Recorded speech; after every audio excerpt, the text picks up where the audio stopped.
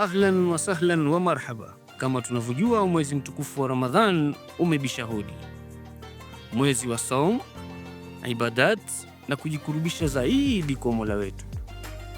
Na kila tunapokamilisha funga ya siku, uwanja huo wa iftar, uwanja kupata mankuli, mapochopocho, sharbati na vinywaji mbalimbali.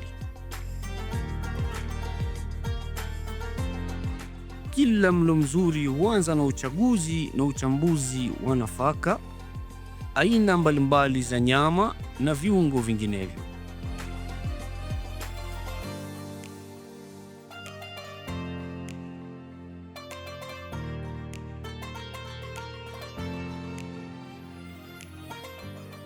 Kutoka sokoni hadi jikoni. Ramadhan hii tulichukua safari kwa uzito. Vipindi 15, milo 15, meza moja ya kushirikiana. Hii ni ladha ya mapishi.